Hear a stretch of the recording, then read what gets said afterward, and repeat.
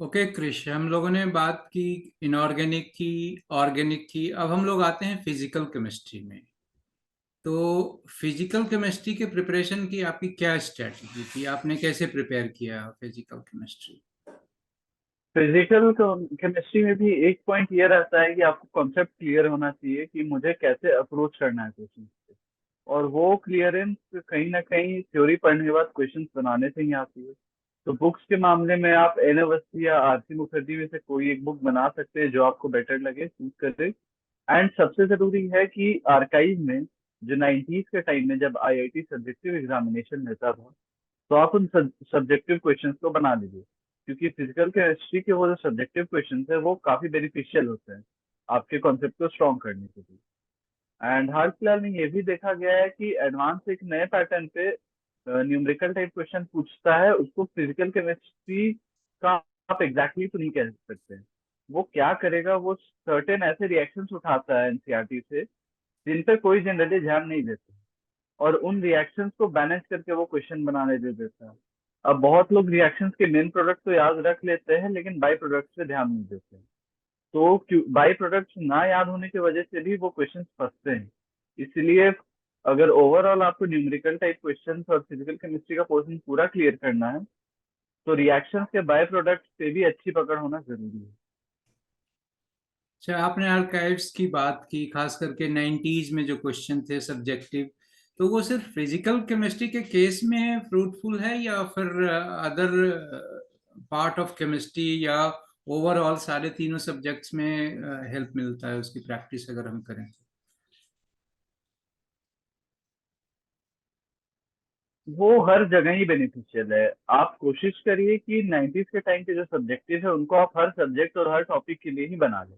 क्योंकि बहुत बार ये देखा गया है कि उस टाइम में क्या होता था, जो क्वेश्चंस आते थे उनमें मल्टीपल पार्ट्स रहते थे कि इसको ऐसे सॉल्व कीजिए, वो पार्ट का सॉल्यूशन लिखिए। तो बहुत बार ये भी देखा गया है कि एडवांस वैसे दो तीन क्वेश्चन के एक एक पार्ट को उठाएगा एंड उनको आपस में मिक्स करके एक नया क्वेश्चन बना देगा। तो क्योंकि अगर आप उन्हें प्रैक्टिस करके रखे हैं तो एग्जाम के टाइम पे आपको जल्दी स्ट्राइक करेगा कि हाँ, मुझे इस चीज को ऐसे अनवाइंड करना है और इस प्रॉब्लम को ऐसे अप्रोच करना है। अच्छा। तो कभी कभी देखते हैं कुछ बच्चों को फिजिकल केमिस्ट्री के कुछ एक टॉपिक्स में प्रॉब्लम रहती है। कुछ बच्चे बोलते हैं थर्मोडायनेमिक्स में प्रॉब्लम है, कुछ केमिकल काइनेटिक्स में बताते हैं कुछ प्रॉब्लम है। तो फिर क्या आपके साथ में भी ऐसी कोई बात थी कि कोई खास एक टॉपिक में आपको प्रॉब्लम आती थी, या फिर ओवरऑल आप फिजिकल केमिस्ट्री में पूरी तरह से कंफर्टेबल थे? फिजिकल केमिस्ट्री से मुझे कभी कोई बस दिक्कत नहीं आई, मैं उससे काफी हद तक कंफर्टेबल था। वैसा मुझे कभी नहीं लगता था कि ये मेरे से नहीं हो रहा है या वो नहीं हो रहा है। हाँ, उसका बहुत बड़ा रीजन ये था कि मैं नोट्स को बार बार पढ़ता था। मैं बेसिक कॉन्सेप्ट को, डेफिनेशंस को, जो बेसिक फॉर्मूलाज हैं उन पे मेजर ध्यान देता था। क्योंकि जो क्वेश्चंस रहते हैं वो उन्हीं को इंटरमिक्स करके या उन्हीं को कॉम्प्लिकेट करके बनाए जाते हैं। और फिजिकल केमिस्ट्री में कुछ पार्ट ऐसे भी हैं जहाँ पे डेरिवेशन आता है।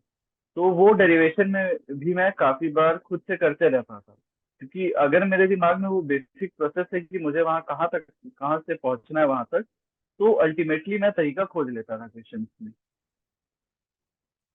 चलिए, अच्छी बात है। अब हम लोग बात करेंगे मैथ्स की। तो मैथमेटिक्स में तो प्रैक्टिस काफ़ी इम्पोर्टेंट है। राइट फ्रॉम द बिगनिंग आप जितनी प्रैक्टिस करेंगे उतनी आपकी मास्टरी होगी मैथमेटिक्स में। आपकी क्या स्ट्रेटजी थी? क्या आप रेगुलर प्रैक्टिस करते थे मैथ्स के लिए, या फिर उसकी उसके लिए आपने कुछ अलग से कुछ स्ट्रेटजी बनाई थी कि मुझे इस तरह से प्रिपेयर करना है मैथ्स का? मैथ्स में मेरे साथ एक दिक्कत रहती थी, क्योंकि मैं फिजिक्स की तरफ ज्यादा टेंड था। तो वो ऑब्वियस था कि अगर मुझे ऑप्शन दिया जाए कि मुझे फिजिक्स बनाना है या मैथ्स, तो मैं मैथ्स को थोड़ा सा भागता था। उसके चलते थोड़ा हैम्पर होता है। इसलिए ये बहुत जरूरी है कि आप न्यूट्रल माइंडेडली, भले आपका कोई सब्जेक्ट भी स्ट्रांग हो, आप न्यूट्रल माइंडेडली मैथ्स से, फिजिक्स से, केमिस्ट्री पे, तीनों पे टाइम दें। और मैथ्स में प्रैक्टिस बहुत ज्यादा ही जरूरी है। फॉर्मूलाज आप याद कर लीजिएगा, वो बहुत नहीं है। कुछ पार्टिकुलर प्रॉपर्टीज होती हैं अलग अलग जगह पे, वो भी आप रिमेम्बर कर लीजिएगा। वो भी बहुत मेजर दिक्कत नहीं है। मेजर प्रॉब्लम आती है जब वो इंटरमिक्स करके क्वेश्चंस पूछता है। जब एक टॉपिक में वो दूसरे टॉपिक को इंक्लूड करके आपको फंसाने की कोशिश कर रहा है। और उसको क्लियर करने के लिए, वैसे क्वेश्चंस बनाने के लिए आपको हर चैप्टर पे अच्छा पकड़ होना जरूरी है। प्लस मैथ्स एक ऐसा सब्जेक्ट है कि जिसमें कुछ चैप्टर्स काफी रिलायबल होते हैं एंड कुछ चैप्टर्स थोड़े अनरिलायबल हैं। तो ये भी जरूरी है कि आप रिलायबल चैप्टर्स को 100% करके जाइए, कि इनसे क्वेश्चन आएगा ही और उन क्वेश्चन से मैं मार्क्स अल्टीमेटली निकाल दूंगा।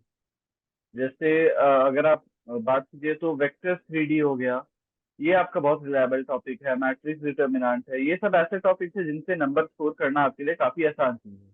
तो इन टॉपिक्स पे अच्छी पकड़ होना, इन पे पूरा कंट्रोल होना बहुत जरूरी है। एंड बाकी टॉपिक्स है, जैसे मान लीजिए परम्यूटेशन कॉम्बिनेशन हो गया, या फिर कोऑर्डिनेट ज्योमेट्री हो गया, इंटीग्रेशन हो गया। आप ये नहीं कह सकते हैं कि उनके क्वेश्चंस मेरे से 100% बन जाएंगे, क्योंकि ये पीएनसी परम्यूटेशन कॉम्बिनेशन की जहां तक बात है तो आपको नहीं पता आप उस टाइम पे वो पार्टिकुलर वे में सोच पाइएगा कि नहीं।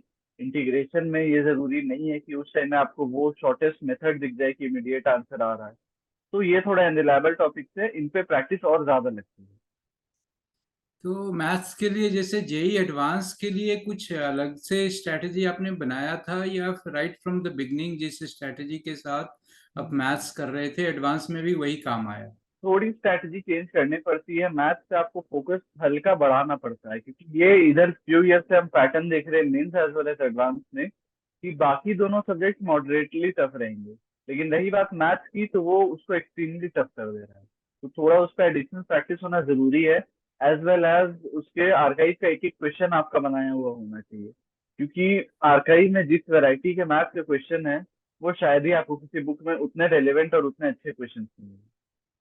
मैथ्स में कोई टॉपिक आपको टफ भी लगता था? जैसे बहुत सारे बच्चे बोलते हैं कैलकुलस में, खास करके इंटीग्रल वाला पार्ट है, कुछ बच्चे उसमें प्रॉब्लम फेस करते हैं। आपके साथ भी ऐसा कुछ था क्या, कि कोई टॉपिक आपको थोड़ा टफ लग रहा है, मजा नहीं आ रहा है करने में?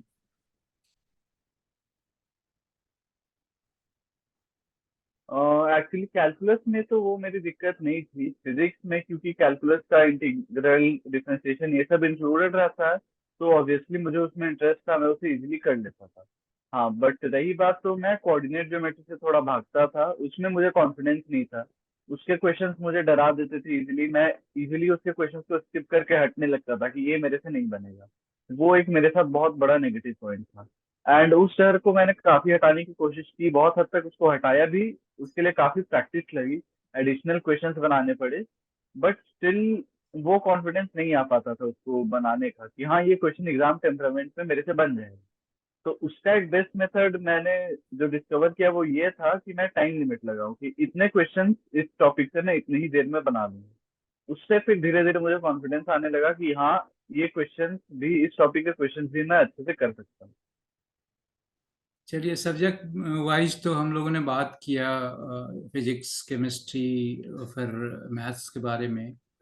अब कुछ जनरल बातें करते हैं, जैसे कि एक वेटेज की बात आती है, क्लास 11th का वेटेज, क्लास 12th का वेटेज।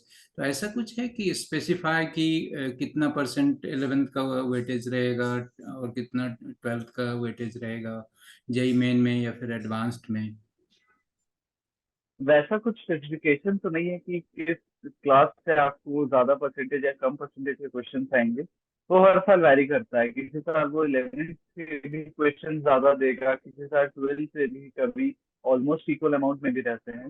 एंड वो काफी बार पेपर टू पेपर भी वैरी कर सकता है, कि पहले पेपर में आपको 11th से बहुत सारे क्वेश्चन मिले हैं एंड दूसरे पेपर में एकदम कम क्वेश्चन है 11th से। तो वो कुछ भी स्पेसिफाइड नहीं है।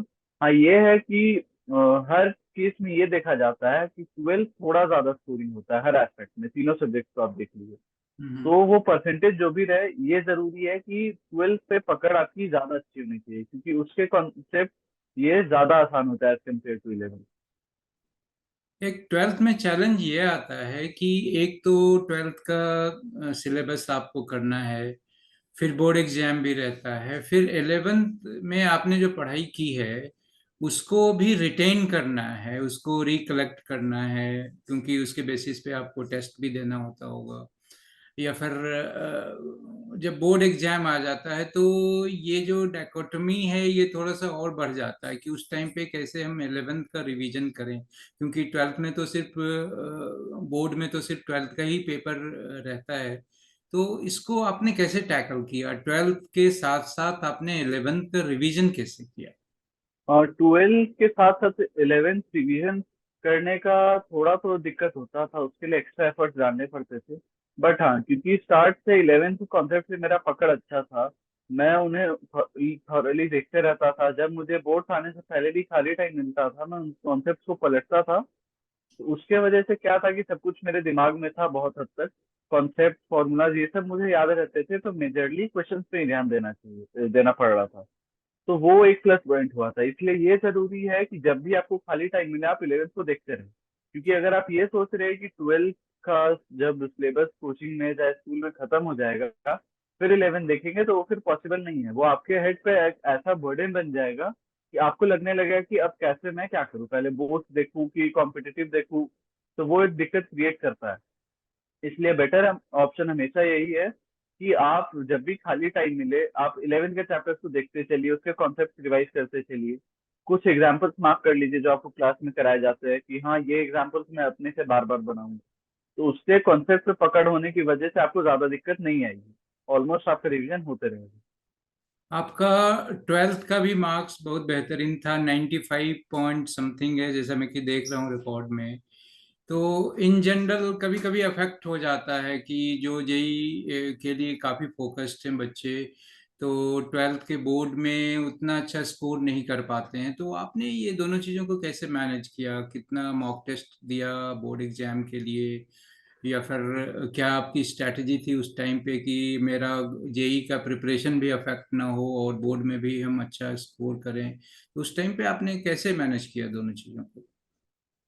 बेसिकली क्योंकि उस टाइम एडवांस का भी प्रिपरेशन पीक पे चलना चालू हो गया था, मेंस के एग्जाम्स मैंने दे दिए थे, रिजल्ट्स आ गया था। तो हाँ, मैं वहाँ के एडवांस के तो मॉक पेपर्स एंड प्रिपरेशन को कॉम्प्रोमाइज एट एनी कॉस्ट नहीं कर सकता था। तो जो मुझे मैनेज करना था वो बोर्ड एग्जामिनेशन से ही करना था। हाँ, ये था कि शुरुआत से मैंने किसी भी चैप्टर के बिल्डिंग ब्लॉक्स पे ध्यान दिया, उसके बेसिक्स पे ध्यान दिया। तो कॉन्सेप्ट याद होने की वजह से प्लस पॉइंट ये रहता था कि एग्जाम में मुझे उसे बस लिखना था। तो एग्जाम से पहले जो गैप्स रहते थे उसमें एक बार अच्छे से एनसीईआरटी पढ़ लेना। एंड सीबीएसई का जो क्वेश्चन बैंक आता है, सीबीएसई जनरली एक ही टाइप के क्वेश्चंस बार बार पूछता है, हर 2-3 साल पे उसके क्वेश्चंस रिपीट होते हैं। तो उसके क्वेश्चन को एक बार देख लेना, एक बार आंसर का पैटर्न देख लेना कि हाँ मुझे इस तरह से आंसर लिखना है कि एग्जामिनर मुझे मार्क्स दे दे। तो मैं फिर उसे थोड़े अपने वर्ड्स में कन्वर्ट करके कॉन्सेप्ट के थ्रू अपना पास पकड़ते हुए उसके आंसर्स लिखता था। इसलिए मुझे बोर्ड एग्जामिनेशन में दिक्कत नहीं आई। जहाँ तक बात थी मेरे जो अदर सब्जेक्ट थे जो यहाँ से रिलेवेंसी नहीं रखते एडवांस से, जैसे मेरे पास 3 सब्जेक्ट वैसे एडिशनल थे, physical education, computer science and English. तो इंग्लिश मेजरली आपका स्टोरी मेकिंग और राइटिंग पोर्शन रहता है। राइटिंग पोर्शन आपका वही अंडरस्टैंडिंग और थिंकिंग स्किल है कि आप उस टाइम कितना सोच सके। तो एडवांस में भी आप वही काम करते हैं, सोचने का काम। वहां बस आपको सोचने का तरीका अलग है और लिखना अलग से। तो राइटिंग स्किल्स का फॉर्मेट याद रखने से वो काम हो जाता था। रही बात लिटरेचर की, तो मैं उसके स्टोरीज बार बार पढ़ लिया था। स्टोरीज का बेसिक थीम याद होने की वजह से, उसमें याद होने की वजह से कि किस कैरेक्टर का क्या काम था कैसे था, इंग्लिश में दिक्कत नहीं आई। फिजिकल एजुकेशन बहुत हद तक कॉमन सेंस से ही वो एग्जामिनेशन निकलता है, उसमें जरूरी नहीं है कि आप बुक मगअप करके जाएं। हाँ, बहुत हद तक टर्म्स आएंगे जिसको आपको याद करना पड़ेगा बुक से। बट अदर देन दैट आप अगर बेसिक थिंकिंग भी लगा के लिखे तो आप मार्क्स स्कोर कर सकते हैं। और रही बात कंप्यूटर साइंस की, तो वो काफी लोगों को टफ लगता है। उसमें मेरे साथ प्लस पॉइंट था कि बिफोर इंक्लाइनिंग टुवर्ड्स आईआईटी मैं कंप्यूटर की तरफ बहुत ज्यादा इंक्लाइंड था। मुझे कोडिंग ये सब में इंटरेस्ट था, तो कंप्यूटर साइंस ने मुझे मेजर कभी दिक्कत क्रिएट करी नहीं। चलिए, अच्छी बात है। तो एक क्वेश्चन जो कि काफी इम्पोर्टेंट है कि वो रिलेटेड है मॉक टेस्ट से रिलेटेड। तो मॉक टेस्ट कितना इम्पोर्टेंट होता है और आपने कितना मॉक टेस्ट किया बिफोर योर जेई मेन और जेई एडवांस्ड? मॉक टेस्ट से ज्यादा इम्पोर्टेंट इस इन सब एग्जामिनेशन की प्रिपरेशन में कुछ भी नहीं है। मॉक टेस्ट का जो इम्पोर्टेंस रहता है उसको आप डिटरमाइन कर ही नहीं सकते हैं। क्योंकि बहुत लोग ये सोचते हैं कि एडवांस या मेन सिर्फ नॉलेज का गेम है। वो नॉलेज का ही गेम नहीं है सिर्फ, वो आपके आसपास की फिजिकल एनवायरनमेंट, आप कितना सस्टेन कर सकते हैं गर्मी में या एक्सट्रीम ठंडे में या किसी भी हालत में, आप मेंटल प्रेशर कितना झेल पाते हैं उस टाइम लिमिट का, सब पे डिपेंड करता है। और ये आपको मॉक पेपर ही दे सकता है। मेंस से पहले भी मैंने ऑलमोस्ट 100, 120, 150 अराउंड पेपर्स बनाए थे। और एडवांस से पहले भी मैंने 200 प्लस पेपर सॉल्व किए थे मॉक पेपर। उससे काफी प्लस पॉइंट होता था। क्योंकि मुझे याद है कि कोचिंग में जब हम लोग मॉक पेपर्स बनाते थे तो एसी फैन ये सब ऑफ करके हम लोग रूम में एक वार्म क्लाइमेट क्रिएट करके पेपर देते थे, क्योंकि मालूम था कि एडवांस वाले सेंटर पे तो एसी मिलेगा नहीं, एग्जाम देना है गर्मी में। एंड वो एक्चुअली में हुआ भी। उस दिन लिटरली ऐसा स्टेज था कि सब लोग पसीना से भीगे हुए थे, पूरा हमारे कपड़े भीगे हुए थे, सर से पसीना टपक रहा था, प्लस एग्जाम प्रेशर अलग था। तो जिसको वैसे हालत में मॉक देने की आदत थी, मॉक पेपर क्योंकि उन्होंने दिए हुए थे उस स्टेट में, तो वो बहुत हद तक हेल्प किया कि मैं अपने पाथ से डेविएट नहीं किया, मैं पेपर पे टिके रहा और मैंने कोशिश करते रही कि हाँ मुझे अच्छा स्कोर करना है। चलिए, काफी इम्पोर्टेंट बात आपने बताई कि नॉट ओनली प्रिपरेशन पार्ट बल्कि एग्जाम कंडीशन को आप कितना सिमुलेट कर पाते हैं ड्यूरिंग योर मॉक टेस्ट, वो भी काफी इम्पोर्टेंट है। क्योंकि फिर 6 आवर्स का पेपर है, तो वो इंड्योरेंस की उतना तक आपका आप फिजिकली और मेंटली उतना एक्टिव रहते हैं, और आपका बेस्ट आउटपुट आए, ये भी काफी इम्पोर्टेंट है। उसमें भी एक बहुत इंपॉर्टेंट पॉइंट आ जाता है कि जब आप एडवांस का पहला पेपर दे के निकले, बहुत लोगों की आदत होती है सोचने की कि हाँ मैंने ये गलती कर दिया, काश मैंने इसे ऐसे सॉल्व किया होता। वो बहुत बड़ा ब्लंडर होता है। आप जहाँ वो चीज सोचना चालू कर दिए कि मैंने इस पेपर में ये क्यों किया, वो क्यों नहीं किया, वहीं आप अपना दूसरा पेपर, सेकंड पेपर खराब करना चालू कर देते हैं। क्योंकि वो आपको अंदर अंदर हल्का सा डराता है। एंड वो आपको अपने पता नहीं चलेगा, वो इफेक्ट फिर आपके मार्क्स में डायरेक्टली दिखता है। इसलिए ये जरूरी है कि फर्स्ट पेपर देने के बाद आप उसके बारे में बिल्कुल भी ना सोचें, सीधा आप जाएं और सेकंड पेपर दे दें। हाँ भले उसके बाद आप सोच सकते हैं कि हाँ ये हो गया वो हो गया। तो बीच के जो ब्रेक है उसमें जरा सा भी नहीं सोचना है पढ़ाई के बारे में कि क्या हुआ क्या नहीं हुआ। जो हुआ सो हो गया, अब नेक्स्ट पेपर पे ध्यान देना। ओके। आपका जैसे जेई एडवांस में 2059 रैंक आया है, तो आपको क्या एक्सपेक्टेशन था कि इससे कुछ बेटर रैंक एक्सपेक्ट कर रहे थे, या फिर आपको लग रहा था कि नहीं, यही एक्सपेक्टेशन था मोर और लेस, और उसी रेंज में आया? आपको क्या, जब आपने रिजल्ट देखा कि किस तरह का आपको प्लेजेंट सरप्राइज हुआ, या थोड़ी डिसअपॉइंटमेंट हुई, कैसा आपने फील किया उस टाइम पे? और जब मैंने रिजल्ट देखा तो वो एक सरप्राइज प्लस डिसअपॉइंटमेंट का मिक्सचर काइंड ऑफ था। क्योंकि एक्सपेक्टेड पेपर का टफनेस और सब कुछ देख के उम्मीद नहीं था मुझे कि मेरे रैंक इतनी भी पीछे जाएगी। मुझे उम्मीद था कि अराउंड 1500 इतनी भी। बट हाँ फिर ये भी लगा कि मैं एक ऐसे एग्जाम में बैठ रहा हूँ जिसमें मोर देन 1.5 लाख स्टूडेंट्स बैठते हैं। एंड उसमें से I am among the 2100 people. तो वो एक अपने में ही बहुत मेजर चीज हो जाती है। तो कहीं ना कहीं डिसअपॉइंटमेंट भी था कि शायद और अच्छी आती एग्जाम के दिन अगर गलती नहीं करता तो। एंड खुश भी था कि हाँ एक अच्छी रैंक मिल गई एक रेप्यूटेड एग्जामिनेशन में। हाँ, ये फैक्टर तो सब लोगों के साथ होता है। सारे बच्चे को ये लगता है कि कुछ एक चीज अगर पहले से कर लेते तो और बेहतर हो जाता। It is part of your sincerity. एक इम्पॉर्टेंट एस्पेक्ट है Krish, regarding the emotional support. कभी कभी आप प्रिपरेशन के दरमियान आप कभी लो फील करते हैं, तो कभी कभी आप स्टक भी हो जाते हैं कि चलो अभी कुछ उतना अच्छा नहीं हो रहा है, बेस्ट आउटपुट हम पढ़ाई में नहीं दे पा रहे हैं।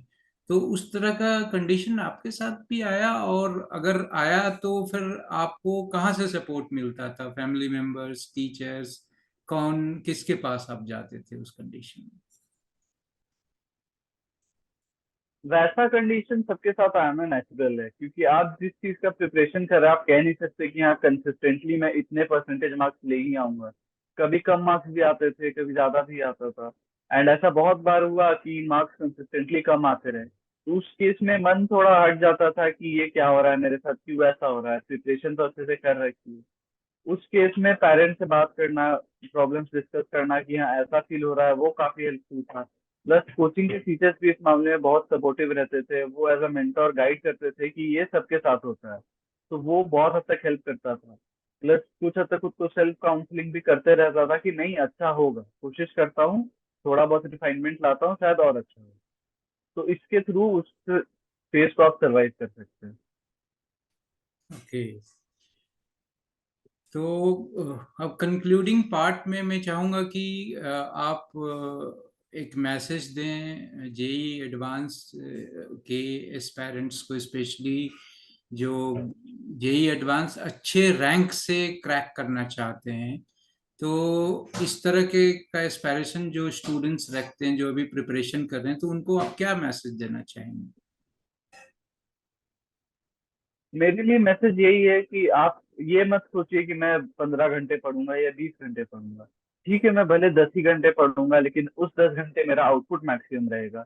उस टाइम ये नहीं होना चाहिए कि हाँ मैं 10 घंटे में आधा टाइम पढ़ रहा हूँ, आधा टाइम मेरा दिमाग कहीं और है। And all the best to all the future aspirants.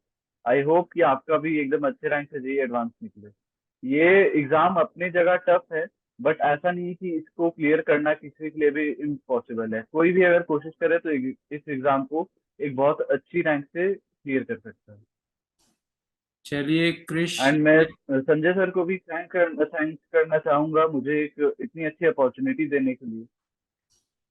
चलिए, thank you very much Krish. आपने सारे सवालों का काफ़ी फ्रैंकली और ऑनेस्टली रिप्लाई किया है। मैं समझता हूँ कि जो भी व्यूअर्स होंगे इस वीडियो के, उनको इस कन्वर्सेशन से काफ़ी क्लू मिलेगा, काफ़ी हेल्प मिलेगा for the preparation of JEE Main in advance. I wish you all the best for your future. Thank you. Thank you very much. Thank you thank everybody you. for watching this video. Thank you.